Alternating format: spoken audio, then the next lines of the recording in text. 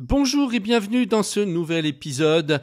On va continuer de parler d'organisation, de productivité et plus largement de tout ce qui peut nous aider à mieux vivre nos journées. Aujourd'hui, je vous propose de plonger dans deux piliers fondamentaux qui, quand on les manie correctement, peuvent vraiment changer la donne, la liste de tâches et la vue calendrier. On va procéder en trois temps. D'abord, on va discuter de la liste de tâches. Pourquoi ? Pour moi, c'est un outil classique mais toujours essentiel. Et quelles sont les difficultés qu'on peut rencontrer si on l'utilise de façon isolée. Ensuite, on va explorer la puissance du calendrier en mode bloc de temps, ce qu'on appelle le time blocking, et en quoi ça apporte une dimension visuelle et concrète à l'organisation. Enfin, on finira en évoquant brièvement une application que je considère comme l'une des plus puissantes du moment, et qui combine ces deux approches, en plus d'autres fonctionnalités absolument fabuleuses comme Pomodoro, la matrice d'Eisenhower ou la gestion d'habitude. Et enfin, pour clôturer, je vous parlerai d'un module de formation que j'ai conçu spécialement pour vous guider pas à pas dans cette démarche. Alors, prenez un café, un thé, installez-vous, et puis c'est parti pour ce voyage au cœur d'une organisation plus fluide et plus satisfaisante. On va commencer par le grand classique de la to-do list. Donc la to-do list, pour ceux qui ne savent pas, c'est la liste de tâches toute bête qu'on peut gérer tout simplement sur une feuille de papier, mais que moi personnellement je préfère utiliser avec des applications. Certains ne seront pas d'accord. J'ai des confrères qui sont contre les listes de tâches, qui finalement disent qu'on passe plus de temps à noter ces tâches et à les organiser qu'à les faire. Il y a du vrai là-dedans, mais pas si on s'y prend de la bonne manière. Et ce qui est très intéressant, c'est qu'on peut utiliser les applications pour le meilleur de ce qu'elles ont, et on peut faire plus que simplement une feuille de papier et un crayon. Déjà, la première chose, c'est que la liste de tâches va permettre de ne rien laisser passer. C'est-à-dire que dès qu'on a quelque chose à faire, dès qu'on a une chose en tête, on la note tout de suite. Et avec les applications, on peut le faire plus rapidement aujourd'hui qu'avec un papier et un stylo. J'ai toujours mon smartphone avec moi et donc je peux très facilement, en appuyant sur un petit bouton, ajouter la tâche ou même parler directement à mon iPhone en utilisant par exemple Siri qui permet d'ajouter la tâche directement. Et là, on est dans la méthode GTD, c'est-à-dire qui consiste à vider sa tête parce que notre cerveau n'est pas fait pour stocker un trop-plein d'informations en permanence. On dit souvent qu'il vaut mieux qu'il serve à avoir des idées plutôt qu'à les garder. Poser ces tâches à l'écrit, c'est déjà un soulagement. On se dit ouf, plus besoin d'y penser constamment, c'est noté quelque part, on libère ainsi un espace mental considérable puisqu'on n'a plus ce risque d'oubli qui nous stresse. D'autre part, la liste de tâches donne un effet de vision globale. On voit tout ce qu'il y a à faire dans un seul endroit, sans avoir à fouiller ses mails, ses posts ou sa tête. Et cette clarté, mine de rien, c'est déjà un pas gigantesque vers l'efficacité. En plus, moi, ce que j'aime avec la to-do list, c'est ce petit côté gratifiant. Cocher ou barrer une tâche accomplie. C'est vraiment un sentiment de victoire en petit format. On voit les éléments disparaître au fur et à mesure et c'est presque un jeu. Certains ressentent même un regain de motivation quand il arrive un item. Un peu comme si chaque tâche cochée nous donnait un mini shoot de satisfaction et nous encourageait à poursuivre notre élan. Mais c'est un peu ça. En fait, on a un mini shoot de dopamine à chaque fois qu'on raye une tâche. Toutefois, si la liste de tâches a des gros avantages, elle a aussi ses limites. D'abord, elle ne nous dit pas quand on va faire ce qui était inscrit. On se retrouve avec une énumération d'items, parfois une bonne dizaine ou une bonne quinzaine ou une vingtaine, et on se dit je ferai tout ça demain. Sauf qu'en réalité, demain n'a peut-être que quelques heures de libre. Et on ne se rend pas compte du volume horaire nécessaire pour tout boucler. On accumule, on reporte, on se surcharge et ça peut devenir anxiogène et plutôt contre-productif par rapport à ce qu'on s'était dit au départ. Donc, une to-do list un peu trop longue peut engendrer un phénomène de peur. Vous ouvrez votre liste et vous voyez 15 ou 20 éléments. C'est impressionnant, surtout si vous ne savez pas par quel bout commencer. Parfois, ça vous pousse même à la procrastination parce que tout semble insurmontable. Et les grosses tâches, celles qui prennent vraiment du temps, finissent sans cesse reportées au lendemain, créant une boucle de culpabilité. Enfin bon, vous voyez le tableau, je pense que tout le monde est passé par là un jour ou continue d'y passer constamment. Bref, la liste de tâches, c'est super pour mettre à plat toutes les choses que vous devez faire, mais c'est moins super pour les prioriser, pour leur attribuer une durée réelle et pour éviter la tentation de tout entasser n'importe comment et de reporter sans arrêt à plus tard. C'est donc un outil fabuleux mais incomplet quand il s'agit de répartir ces tâches dans le temps de manière concrète et réaliste. Et c'est là qu'intervient la vue calendrier. L'idée, au lieu de se contenter d'une simple liste, on va positionner les tâches dans un agenda horaire, comme si chaque tâche devenait un bloc dans la journée. Vous estimez que préparer le dossier X va vous prendre 1h30, eh bien vous réservez ce créneau de 9h à 10h30.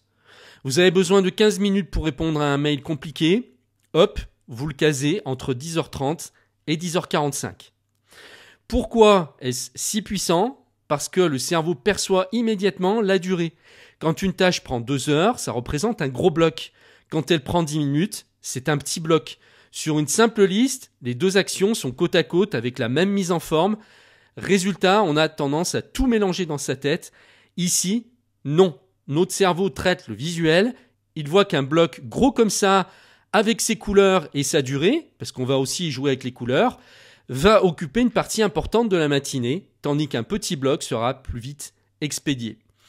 De plus, le calendrier nous aide à prendre conscience du temps dont on dispose réellement. Sur une to-do list, on peut écrire 12 tâches pour demain et se dire naïvement ça passera sans problème. Avec la vue calendrier, si on cale ces 12 tâches et qu'on se rend compte qu'elles totalisent 10 heures de boulot alors qu'on n'a que 6 heures de dispo, eh bien on comprend qu'on va devoir réorganiser. On va peut-être décider de reporter certaines choses à plus tard, de les déléguer ou de raccourcir la durée allouée à chaque mission. Et s'il est très gratifiant de cocher et de barrer des tâches, il est très frustrant de repousser les tâches au lendemain. Pour le cerveau, on envoie un mauvais signal. Vous barrez une tâche, vous envoyez un bon signal. Vous la reportez au lendemain, vous envoyez un mauvais signal.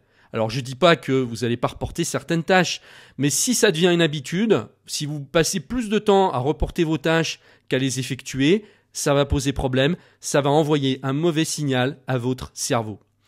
Autre point capital avec le calendrier, on peut glisser, déposer ces blocs. Imaginons que vous aviez prévu de faire votre dossier de 10h à 11h, mais qu'un coup de fil important vous prend finalement ce créneau, parce que bien sûr, la vie, eh bien, ça n'est pas quelque chose de tout planifié à la perfection. On a des imprévus, on a des aléas, on a des problèmes, on va être coupé dans son élan alors qu'on n'avait rien prévu. Et donc, au lieu de réécrire une nouvelle liste, de rayer des éléments, de vous perdre dans un fouillis, il vous suffit de déplacer le bloc dossier dans un autre créneau de la journée ou même un autre jour si vraiment vous ne pouvez pas le faire dans la journée. Visuellement, vous suivez d'un coup d'œil l'impact de ce changement sur votre planning. Pas de stress, pas d'impression de tout casser, mais plutôt la sensation d'adapter un puzzle. Maintenant, il y a une petite nuance à souligner. Les blocs dans le calendrier ne sont pas des rendez-vous figés comme une réunion où vous devez absolument être présent à telle heure ou un rendez-vous. Ça reste des tâches. C'est un contrat que vous signez avec vous-même. Un rendez-vous, c'est pas le cas puisque vous avez un contrat signé avec une autre personne. Vous avez décidé ensemble que vous alliez vous voir, vous appelez au téléphone à une heure précise pendant une durée précise. Donc c'est un contrat avec une autre personne, un rendez-vous. Là, les tâches, c'est un contrat avec vous-même. Donc vous pouvez commencer un peu plus tôt si vous êtes en avance ou finir un peu plus tard si vous débordez. Vous pouvez cocher la tâche quand elle est finie. Vous conservez la souplesse de la to-do list. On ne va pas appeler ça un fiasco si on modifie l'heure de 10h à 10h30, hein, c'est vraiment pas grave, tout en bénéficiant du visuel du calendrier. Donc ce mélange de liberté et de structure, c'est vraiment le secret d'une organisation souple mais efficace. On n'est pas prisonnier d'un agenda ultra verrouillé, on a juste une feuille de route pour nos journées, on sait en un clin d'œil ce qu'on avait prévu de faire quand on pensait le faire et comment s'ajuster si jamais on prend de l'avance ou du retard. Le seul gros piège, c'est la surcharge. Si vous vous amusez à remplir tous les créneaux de 8h à 18h sans laisser la moindre marge de manœuvre, vous allez vite exploser. L'imprévu, ça fait partie de la vie. Un appel, un retard de transport, une urgence, un besoin de faire une pause plus longue. Il est donc crucial de laisser de l'air dans son calendrier. D'ailleurs, quand vous visualisez un planning saturé de blocs colorés, votre cerveau réagit aussitôt. Waouh, c'est blindé, il n'y a plus de place. Et avec une liste, vous ne le voyez pas forcément. Avec la vue calendrier, ça saute aux yeux et ça vous incite à répartir vos tâches plus sereinement. Moi, je vous donne un conseil, ne chargez pas pour commencer. Et si vous avez une journée qui est relativement chargée, je vous dirais, essayez de n'en faire que la moitié.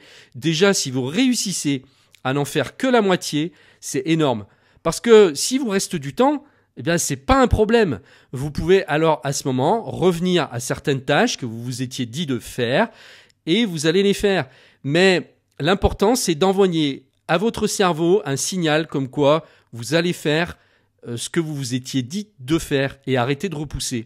Et si vous reste du temps, c'est pas grave, hein. C'est comme je dis aux gens qui ont des préjugés sur l'argent. Si vous avez trop d'argent, vous pouvez toujours en donner.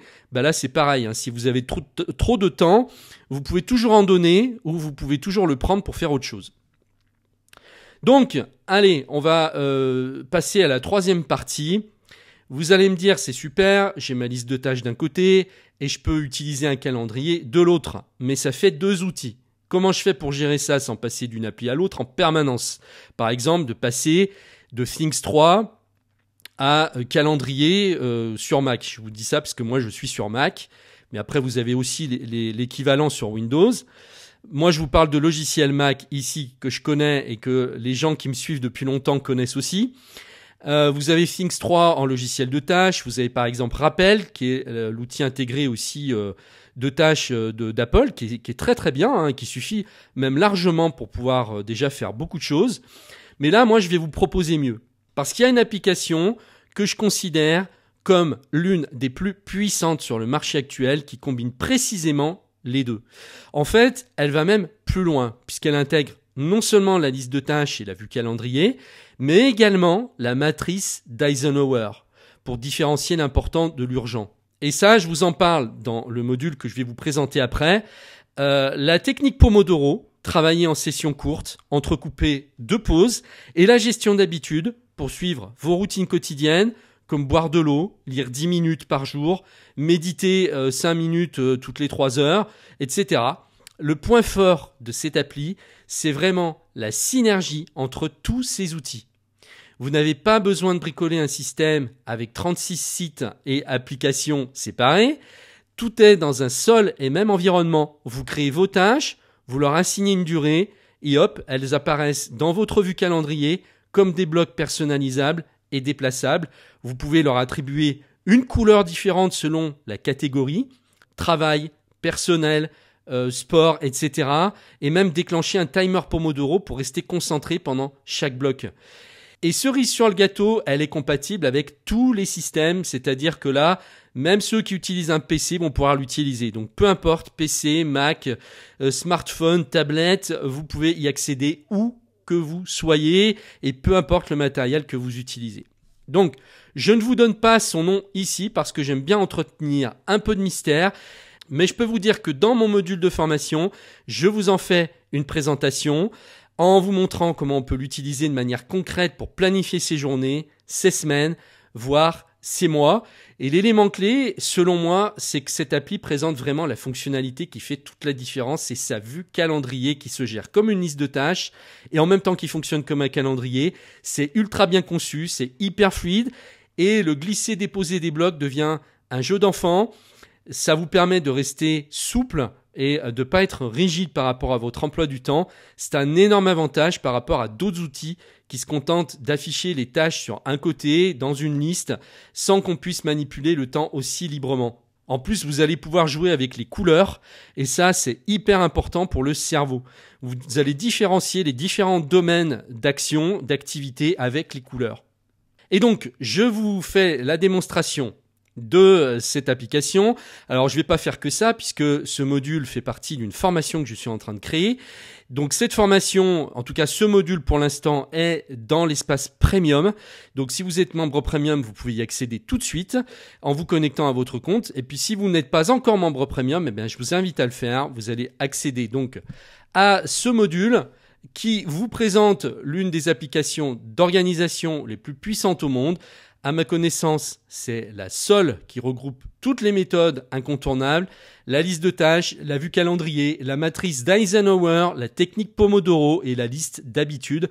Donc c'est totalement compatible avec n'importe quel PC ou Mac. Elle a tout pour convaincre. Faisons ensemble un tour rapide d'horizon afin de découvrir sa force et surtout la fonctionnalité clé qui fait toute la différence face aux autres applications. Donc pour accéder au module, eh bien, vous pouvez cliquer sur le lien qui se trouve dans la description de la vidéo et je vous retrouve tout de suite de l'autre côté.